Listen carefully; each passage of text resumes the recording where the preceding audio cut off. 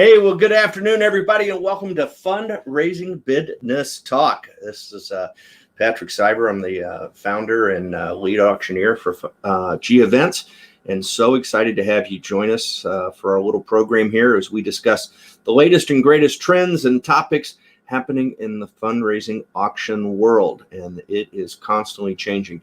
Hey, a couple of things for you to think about. Would love to have you type in and say hello.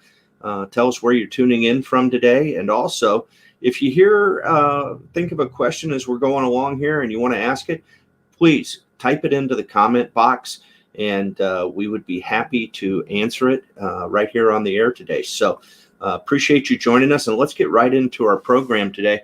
I'm so excited, good friend. It seems like I've spent a lot of time around here in the last 12 months. We've known each other for quite a few years out in the event business, but he has been huge for us the last 11 months and his whole team at the AV department. I want to welcome our good friend Todd Campbell, one of the partners at the AV department.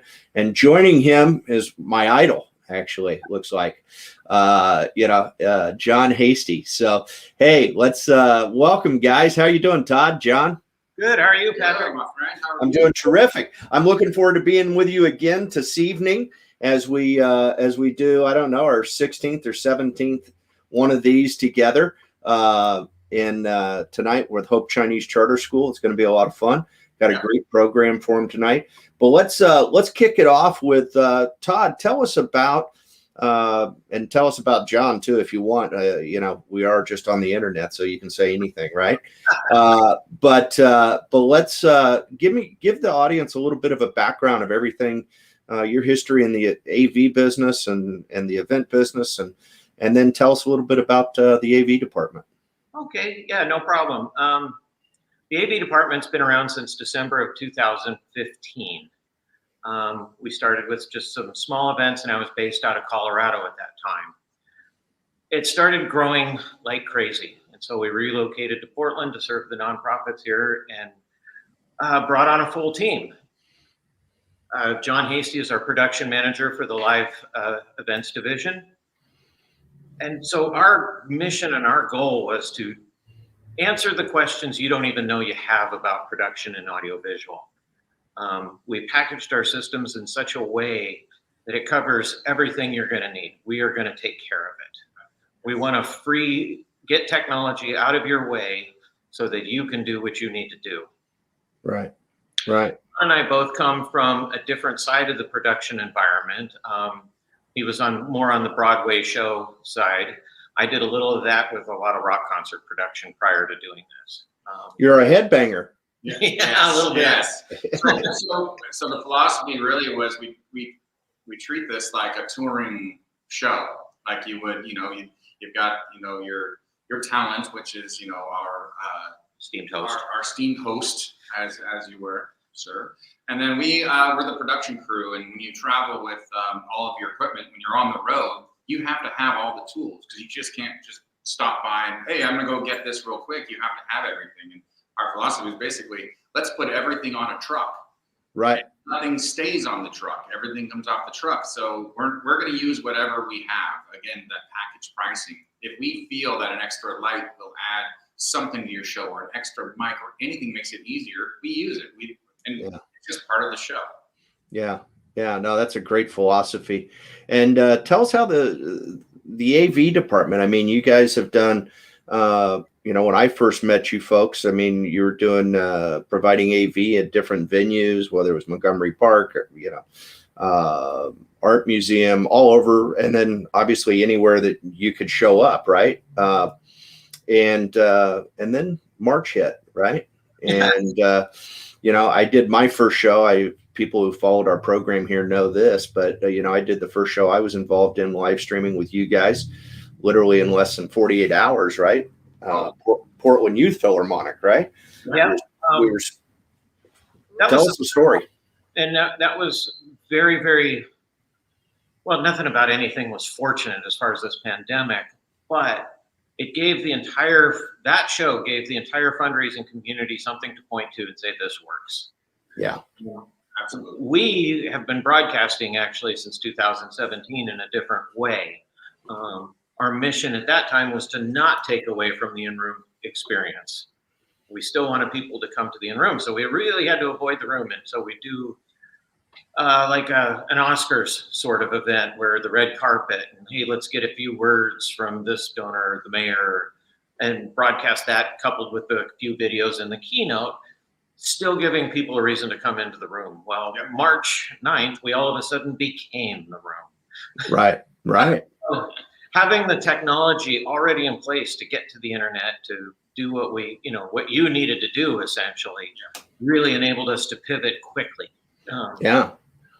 Well, and it's down. Yeah, we had a leg up a little bit as it were, and after that we knew the direction we wanted to go. We just didn't know how to get there, and there was a small team of us who basically, Todd and Brian Lehman, the other owners, they're just like, all right, go get them.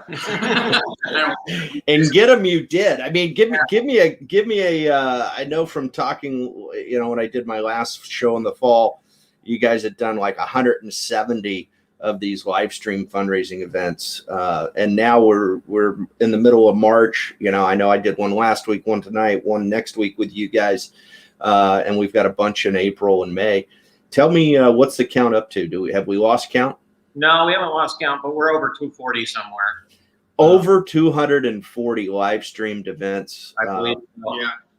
And we've also looped in nationwide and worldwide for that matter. We have 2 virtual studios where we don't even need to bring anybody into the soundstage. Well, exactly. I mean, you're sitting in one right now, right? I mean, yeah, exactly. You have. I mean, that's the Mont Park studio, as I recognize, and so that's a great location. If you want to have somebody on screen that could be right there, one person, and then you could bring in people from all over the world. I mean, you mentioned earlier when we were chatting, you've had guests from Germany and from other places. Yes, absolutely, for sure. And matter of fact, this is a lot our big virtual one. There's barely anybody here. Like we're behind us is actually we call it the governor setup. We actually do the live streaming for the governor's press conferences. Right, yeah, and that's when we could start hearing them. Is when you guys took them over. Yeah, right. Prior to that, I kind of, you guys have taught me enough, right, over the years that I could recognize that our esteemed governor was using different types of mics, and she had everybody sitting at those long tables had different mics, and you never could hear, and somebody wasn't switching right, and everything else, right? And that's what I love about you guys. I mean, you stepped in, and all of a sudden now we can hear what she says, whether we agree or disagree with it. That's irrelevant, right? We just my point is that now it became legible, right?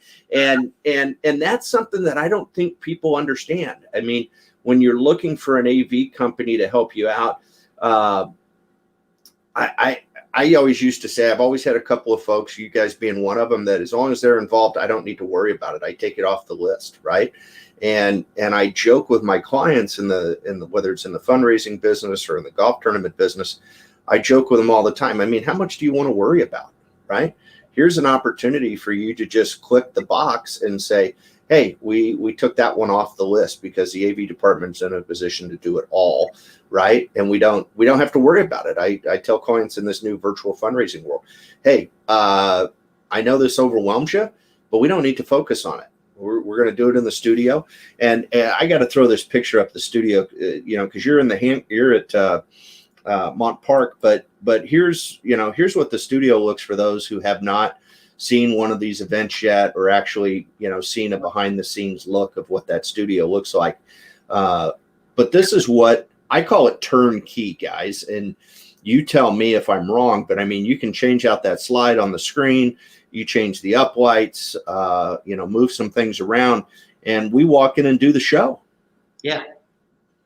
And we have a bunch of technology, as you know, Patrick, available for you also. So we've got, got some from teleprompters, 55-inch monitors, all the information you need as a fundraiser, as a host, to be able to have in front of you, so you can give your best there. Again, our job is to help you and your organization. That's our entire job, is to support you to get your message out there. So That's what our technology does.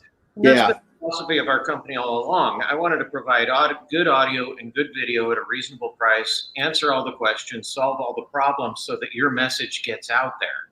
Right. Hey, we got our good buddy Tim Stewart, chiming in from Canby today. Tim's an old buddy, and we want to always reach out and say hey to Tim and Jill Marie down there. Couple of esteemed auctioneers.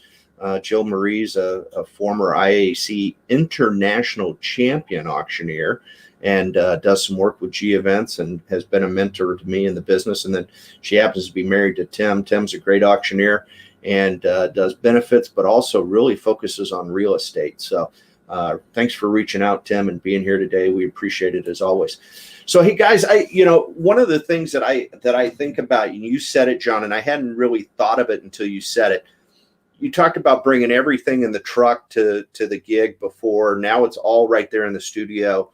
And what I love about you guys is it's kind of a one price solution. It's not, I've been constantly amazed over the last year that, every time I show up, it seems like there's a new tweak, right? Or a new something, and the price didn't change, right? And I always wondered, we've all worked with those suppliers in the event business, whether it was the tent guy or the rental furniture guy or whatever, right?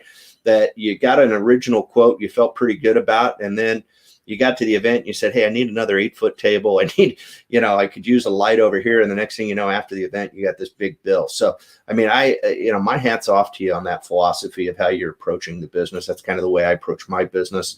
Once we're signed up, we're in, right? And right. Once I agree to do your show for whatever it is, then that's what I do. Yeah. To be something really extraordinary, like, hey, we're going to need an uplink to the space shuttle as it's taking off. Well, y'all did a show not too long ago. Speaking of space, you did a show not too long ago where you automated the Land Rover. Am I right? Was that what? My guys, I see that on the control of that with the robot cam controller, but it didn't work. I think we were this close to letting NASA run it, but no, that's awesome. I truly loved it. Tell me about some of the best practices. I mean, if obviously they ought to just pick up the phone and call the AV department, but what are some of the things that when you're out there talking to folks, what are the best practices that you're seeing in this new world of virtual fundraising, right? I mean, I shot y'all a question last week, and it had to do a last minute request. Not a bad thing, but the client thought about wanting to push the show to Facebook, right? And I already knew your answer, but I called to confirm that it had not changed in the last 11 months. But give me a little bit of a feedback. What are some of those best practices and some of those taboo things if you want your show to be stable? Well, there's a couple of things. One, stream to one place. You want your audience, your donors gathered in one location. You wouldn't have your event in 6 rooms. Why would you put your stream in 6 places? Right. 2, good content. Get the good content in early and make it as best as you can.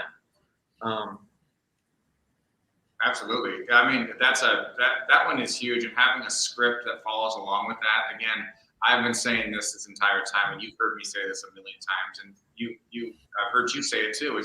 This is the time to tell your story. Right. Your story. This is where when you're at a live event. Hey, we're gonna have some fun. We're gonna be social. It's more of a party atmosphere, and you can have a little bit of that, on your live stream. But really, it has a lot to do with this is what we do. Yeah. See us, and then you have a little bit, and people like yourself that come in and they ask and they tell the story along with the videos, because that appeal video is so important because it tells everybody what is going on, what's going on in the organization, because this is a time when people, we're trying to emerge out of this, but everyone's been just really by themselves. Yeah.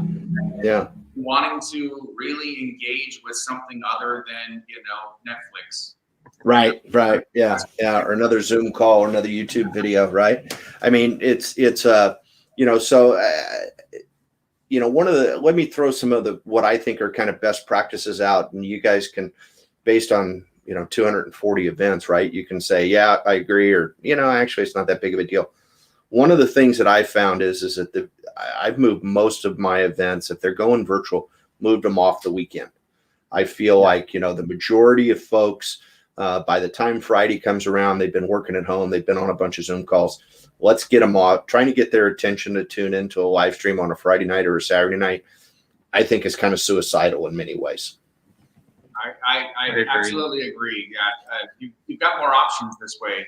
Again, weekends used to be the prime time to go out because babysitters and stuff like that. But now squeeze in, and I think that'll go perfectly piggyback on there.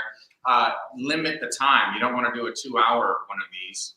Patrick, I know you like to do that sweet spot of 45 minutes to an hour, somewhere around there, and that's nice. People have that time to devote to your cause and your mission. The other thing that I think about is one of the things that I like a lot has to do with who are we going to put on screen, right? We talk a little bit about content, okay, and one of the things that I've noticed as we've made this evolution is that it used to be I would get hired as a professional fundraising auctioneer. I'd come in, I'd be there to bid call. Maybe I'd MC, maybe I wouldn't. In a lot of cases, I've always asked for an MC to be with me because I wanted somebody to banter with during the show. I don't want people to have to listen to me for an hour or an hour, 2 hours at a gathering event. But my recommendations for MCs has changed, and it dovetails in with your comment, John, is that I don't know that I necessarily need the weatherman anymore. I don't necessarily need a TV personality to join me. Not that they don't do a wonderful job, and I love Andy Carson, and I love all the guys that I've done these events with, Pete Ferryman and Shauna, the whole gamut of folks that I've had the opportunity to work with. I think they're excellent at what they do. But I think the virtual events give us an opportunity to really, with that goal of communicating the messaging of the organization, I like to have someone with the organization that can really speak to their mission, they're in the trenches with them every day, helping that organization do what they accomplish. And because of this new format, you wouldn't have said, let's put the executive director on screen with me for an hour during a gathering event, because they were busy running around shaking hands, putting out fires, making sure everybody got the right meal, those types of things. But now let's use those people because they're great messengers for their own organization. For sure. A 2-minute pre-record, right? Now they talk. It's a video. They don't necessarily even have to talk about it, but again, getting their passion and just saying, man, I'm helping someone right now, but this is why. And then they come in. So now you can use all of the people that you normally wouldn't be able to. Or even use them in the studio since they don't have to worry about meals and stuff. Right. This pre-record as much as possible. Did you say pre-record? I said pre-record. Okay, yeah. I've subscribed to that. Unless what you're going to say is going to change based on events the evening before, you can pre-record. Yeah. Well, and my philosophy with the pre-record is great, right? Because I actually, have thought, can we do a whole hour of pre-record? I don't think that's the solution, right? Because we're going to be interacting with the bidders, interacting with the donors. We want to acknowledge those folks, right, when they make that donation. But the rest of the program needs to be pre-recorded, right? Exactly. And each event is different. Each stream is different. There's some formats we've done where, hey, it makes total sense to pre-record all of this stuff because basically this is what we're doing. It's an added-on event to something else they're doing. But right. But typically, all of the live stuff, all the stuff where you're engaging and you're again. Well, it's very important to acknowledge the people who are giving. Well, that's an example. information's coming in that changes what you're going to say. Yeah. If you might be the treasurer for this nonprofit, going to talk about what projects you're going to do next year. Right. That's pre-recorded. Donors cannot. Yeah, that's. If you're the mayor of a city and you've got potentially some, I don't know, protest activities or some COVID announcements or something like that, your speech is going to change possibly the previous afternoon. Yeah. Yeah. That needs Well, and that's that's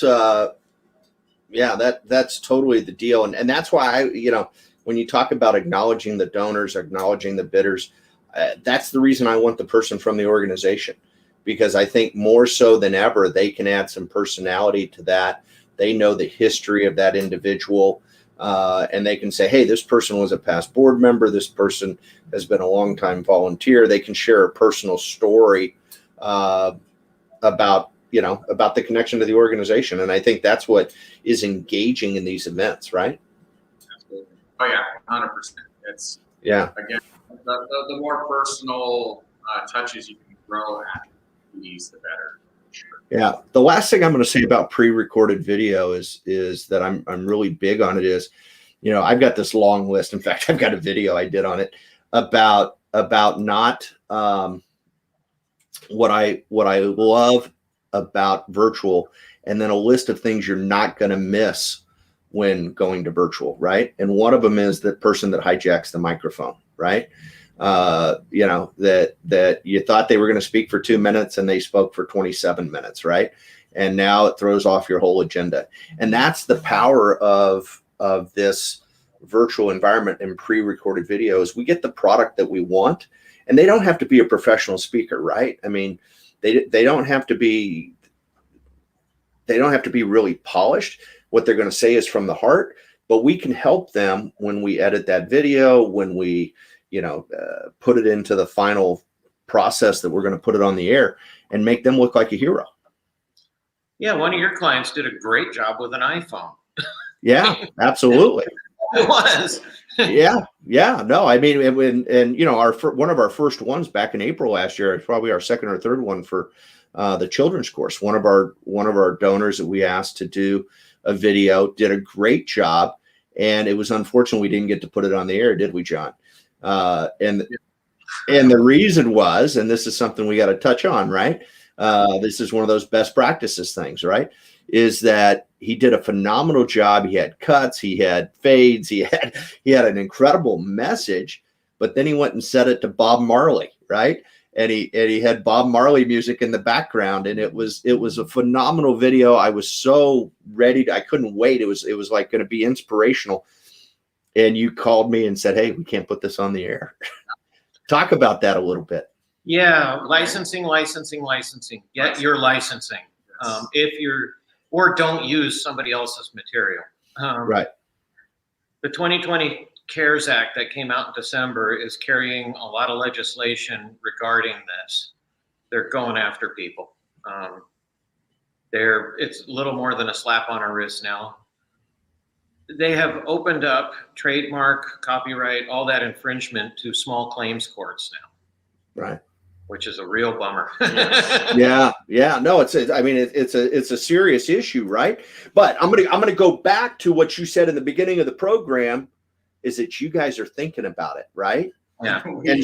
And so as a layman, when I was doing that show, I was so fired up about the video that Mike had put together. I was really pumped. Hey, this is going to be the example that I use for all my clients of how to do one of these, right? And then we couldn't put it on the air. But had we put it on the air, talk to what could have happened. Yeah, the exposure. I mean, yeah, who knows, right? We're not really entertainment lawyers. We've talked to a couple of them at this point, and they're about as confusing as you can imagine. Yeah, and I mean, as it comes down to it, Todd and I were talking with the whole team. It's really, we're not the police on this. What we do know is that we find out the information and we pass it along, and we just say, look, we love you. We don't want you getting hurt. We don't want us to endanger our company, what we do, because if we get shut down, that means 240 other nonprofits get shut down also. Right. Think about everybody during this time. Yeah. So, I mean, And I guess my number one concern is that, and this could happen, is that they could shut down the stream while it's going on. So you've put all this effort into putting on your show, and then all of a sudden you run a piece of music that you weren't supposed to use, and the services, their bot or algorithm or whatever picks it up. And, as you say, Todd, I've heard you say it, they shoot, ask questions later, right? Yeah, exactly. That's exactly it. That's what they do. And most of the stuff is at nighttime, and the people who own the copyright, they basically have like a little checklist that, do you want it to shut down immediately and contact us later? And then that's just what happens. No one's calling them, Stevie Nicks at home and saying, hey, someone used your song right now in Colombia. Yeah. No, it's phenomenal stuff. Hey, we got a little question here, and I think it's a good one. We might recognize this name. She's pretty talented photographer too. But what do you think about including props to customize a virtual event set? That's a great question. I'm all for it. I think that you got to keep it in parameters though, right? I mean, I think it's great to add depth to a stage. It gives it a little bit of some personality. But I also, I had one client that wanted to bring a Jeep in, and I didn't even call you guys to ask. I just said no. But and it's a cool idea, right? If we were doing a show down at, the convention center or the Molten, somewhere, right? It would be a great prop, but I don't think it's necessary in this virtual, because the lens is such that, I'm not sure how you benefit. If you were giving away a car, let's say, hey, we're bringing a Jeep in, this is going to be part of the prize, then you would do a, what's that word? Oh yeah, pre-record. Right. And you would go film that and do a nice sizzle reel of your vehicle, and then as your auction item video. Yeah. So I think Christine's actually provided me some photos, and I'd have to share screen, and I'm not as good at switching as you guys, right? It's important for everybody in the audience to know that I'm turning the knobs right now, not these professionals. So if there is a blip, it's not their fault. It's totally my fault, right? But we do have some good examples of events where we have done some props, we have done some, decorated the set a little bit, and it looked good. I thought it looked awesome, and when I think about this, set here, a lot of times we'll put items in front of the trust, right and left of the stage. I'm always trying to use the screen as a backdrop, but also, you could decorate it up. I mean, it's got all sorts of fun. So that's a great question, Christine. And I think I'm not opposed to it in any stretch, but I think it can be overdone for the value or the benefit, right? I like when there's something on the screen that represents their organization. Right. And that's a good point. I'm going to throw this up here again, because when we're in front of this screen, I'm kind of sensitive I'm more interested in the logos being up there and not having words come across the screen, because we're standing in front of it as the talent. Absolutely. Like I love, again, a digital step and repeat. So these were always a wonderful thing. Hey, here's our logo, but we can manipulate the image in a way where we can shrink the size of it. So we've done that with you. Sometimes you'll be like, this is where our camera is, and the angles will literally shrink the logo and put it right next to your head, or do a couple of them behind you. So the more and again, any set piece, it's really, I guess I like ferns, or palms, or it's like something to add a little bit of depth, but never take away from what's really happening. Right. And and maybe, like we did that event with Love Oregon, which is a great organization supporting foster families here from ages 0 to 6. And their team did a nice job of building a couple of displays of the items that they provide to a new foster family. And they're kind of pyramids. And it kind of continued the messaging of what was going on. But, ferns and things like that are absolutely great. Great ideas, guys. I want to kind of move forward because, we're starting to, everybody's getting their vaccines, and, we're starting to think, they reduced our levels yesterday in a couple of counties. The governor did. You guys know that because you probably did the broadcast, but things are starting to change. What kind of things are you seeing out there in the future? What kind of advice are you giving your clients? I'm going to tell you what I'm telling mine, but go ahead and tell me what you're thinking.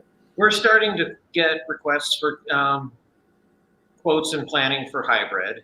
We're working with a couple of different concepts, but the main one we're sticking to right now is keeping the virtual event intact. Right. And I'm calling it filmed live in front of a studio audience. Exactly. You and I are on the same page with that, right? That way, if something happens, the virtual event survives.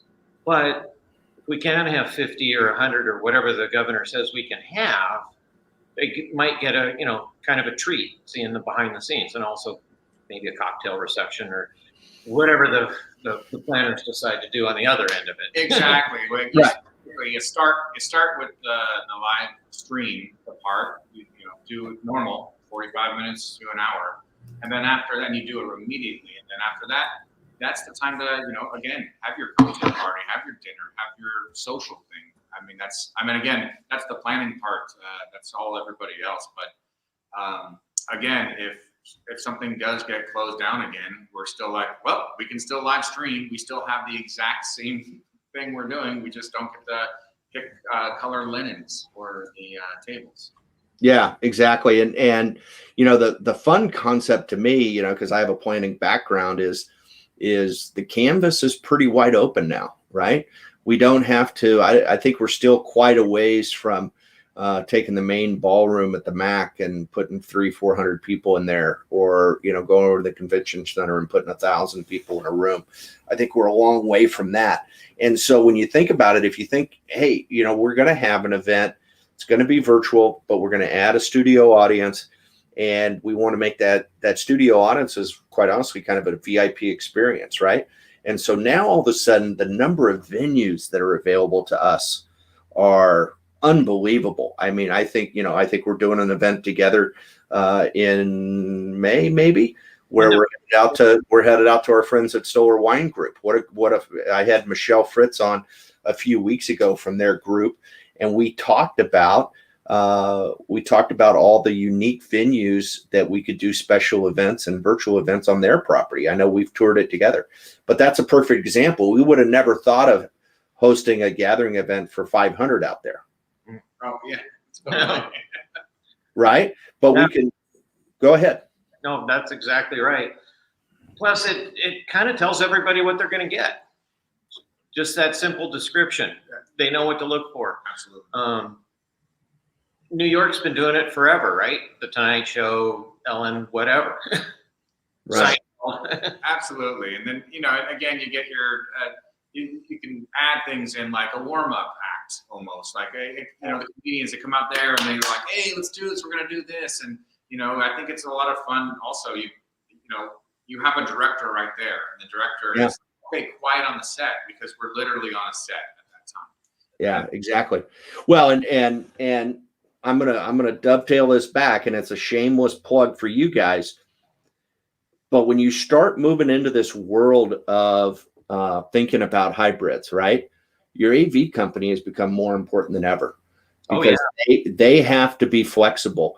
They have to be able to, host you in their studio if you get shut down and you got nowhere to go, or have the technology for all the talent to be able to do it across the United States from their own home studios like I am right now. Or they've got to have the resources to build that show at Stoller Group, right? At the Stoller Winery or in some other space. And they also have to know what the bandwidth is coming out of there and stuff, right? I can picture Andy walking around with his laptop and an Ethernet cable trying to, when we did the site survey the first time in their experience center, right? So, but that's the value of having a group like you. Am I correct? Oh, yeah. Well, for sure, yeah. And the same philosophy applies. Now we've just added the streaming equipment to the truck. Right. Everything's ready to go. And because, mentioning Andy Dowsett, he, and the whole team, we spent a lot of time when we did move forward into here. We wanted to we thought ahead. Someday we will reopen. We're going to go in a direction where we're using this and we're going to be successful with this, but we can also integrate it into what we used to do. And Right. so we made very conscious efforts to, everything was vetted. Everyone talked. We talked and talked. We have this hive mind thing.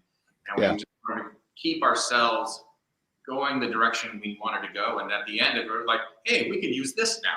And it's pretty awesome. And of course, bugging you every time you're in for the last 4 months on this exact topic. Yeah. Well, yeah, no. And, but you've made a lot of investments, right? I mean, I got to experience it a little bit last week.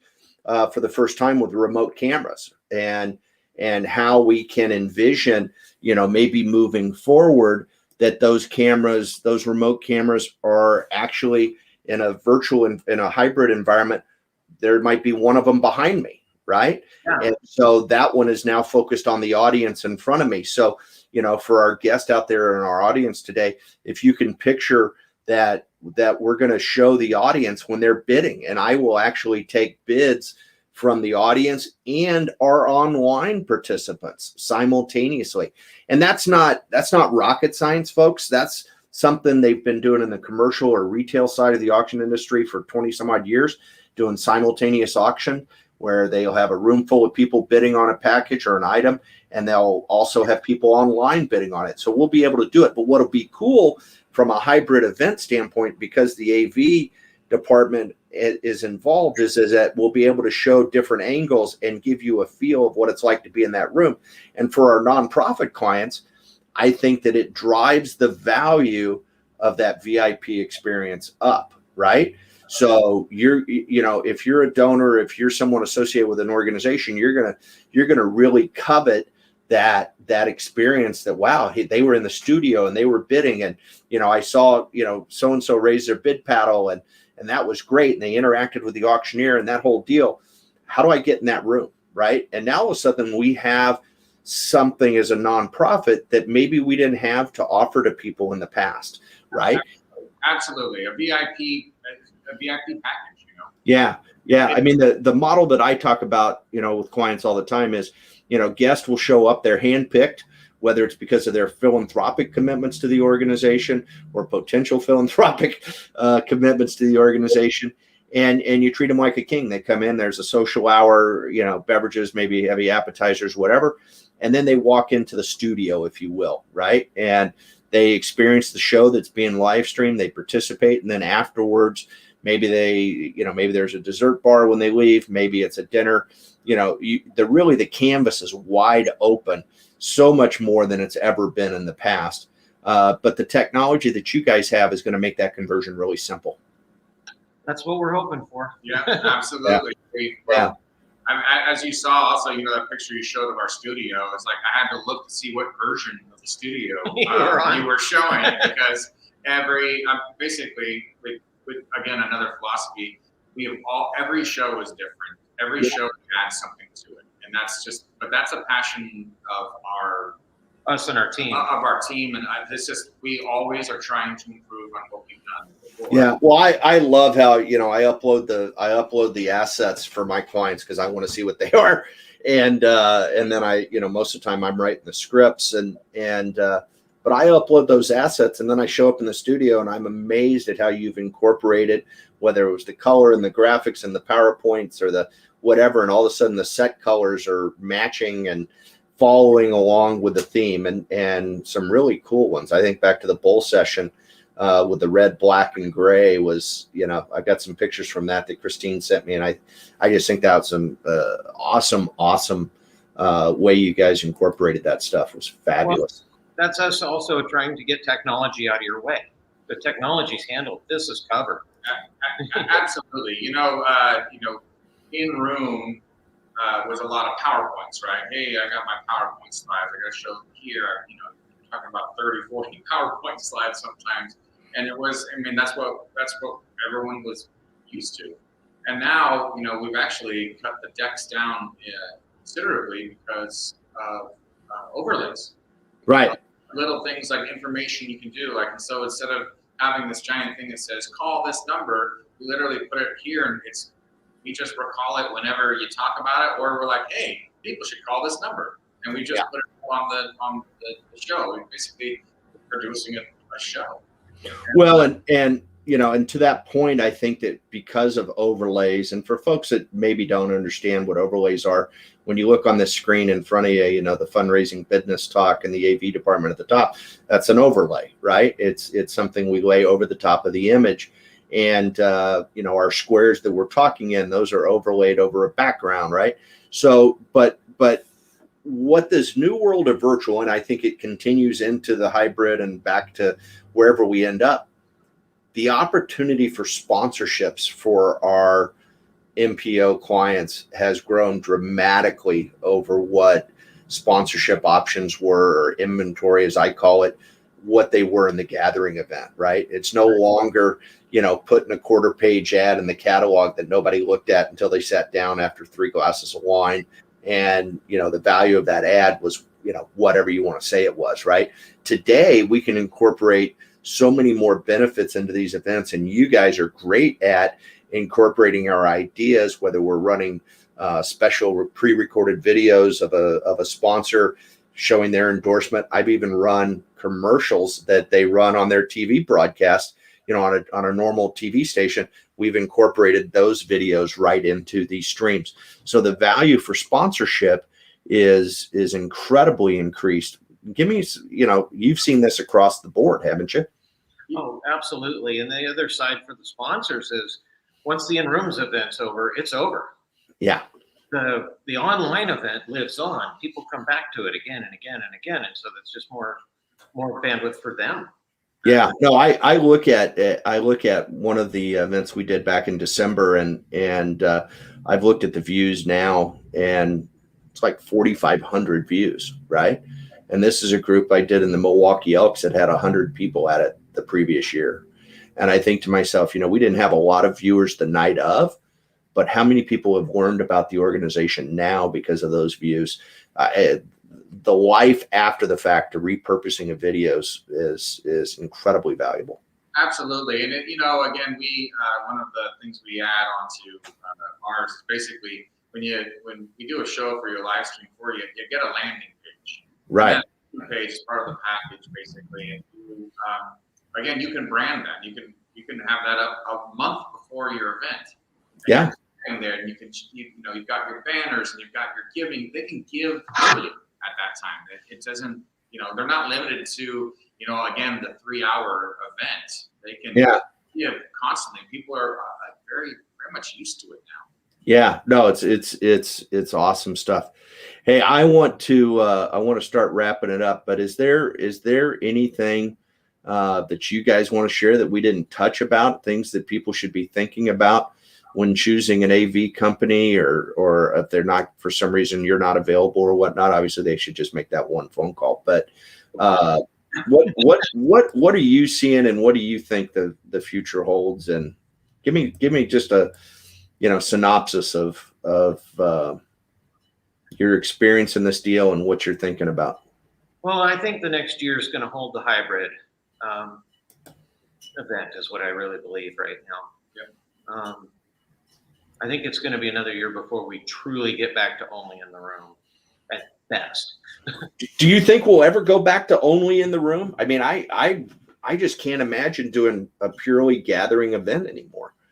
I mean, if I don't control the budget for the client, but I'm just thinking to myself, there's so much value to the live stream that I'd be pretty hard pressed. I don't discount the value of a gathering event, but I can't imagine doing them separately. Absolutely. And again, and I've said this before, and I'm finding it's starting to ring a little truer. I'm seeing it that, if at some point, we do have, it's almost like recording the event, and then afterwards, then, hey, we can do it. And then this is what happened here. Or this is your second event. So again, I've always said, like, hey, we're really easy to work with. We'll get you that, hey, want to do it. You've never done a breakfast before. And right. we give you a really we're doing your live event, we're doing your hybrid event. You've never done a fall event. Hey, on a Wednesday at 7 a.m., invite everyone to go get a muffin and some orange juice and sit down for 45 minutes and let them hear your story. Right. I think it's going to be both. Yeah, I honestly think this is a great second event. Yeah. Curtail the thing and again, keeping it out there. Like you said, Patrick, everyone's watching it afterwards. I mean, right. IP last year, their goal, and then their goal just kept going. And they're like, whoa, they're killing it. Like it just kept up and up and up and up. So. Yeah, that's fabulous. All right, my last question, just because I love the story. The AV department. I mean, I'm blown away that gets to be the name of your company, and that I laugh every time you tell me about being and how you decided the name was the AV department. Yeah, we just wanted to be part of their organization. We wanted to be their technology arm.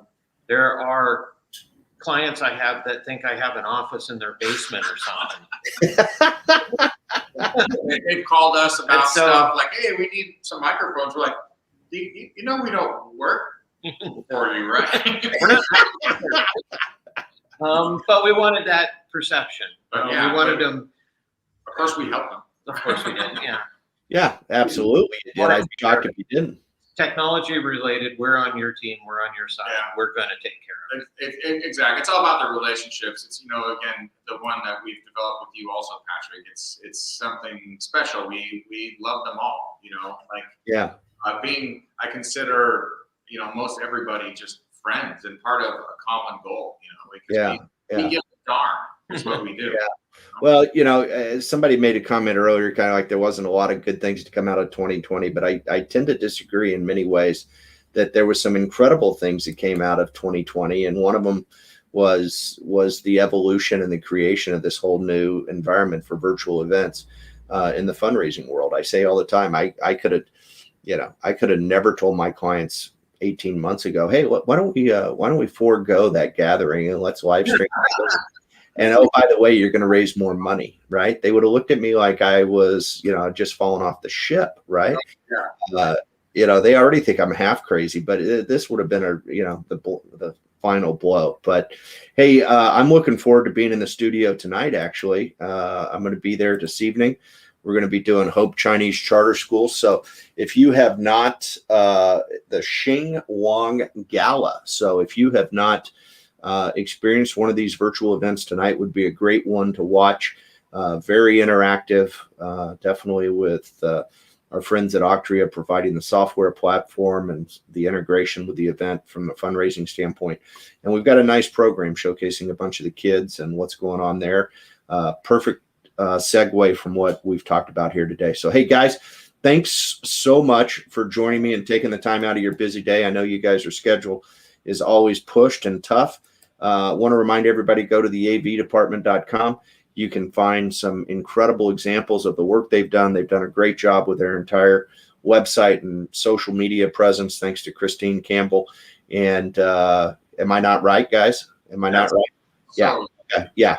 So, hey, thank you guys for being with me. I'll look forward to seeing you in the studio. I think I'll be there at 5 for a little quick rehearsal, and then we'll dance at 7. So thanks for joining me, fellas.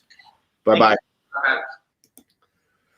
All righty, folks. Well, that's another episode of Fundraising Bidness Talk. I certainly hope that you enjoyed the show today and that you'll join us every week right here. We're always on Wednesdays at noon Pacific Standard Time every Wednesday. This was episode 10.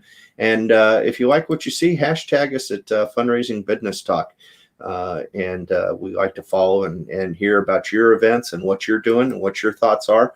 And if you like what you saw today and you wonder what I talked about in the previous 9 episodes, they're all on our Vimeo channel at Fundraising Bidness Talk. So thank you so much for being here. Appreciate the comments and the support. And we wish you nothing but the best and hope you raise a lot of money this coming year. Thanks a lot for joining us. Have a great day.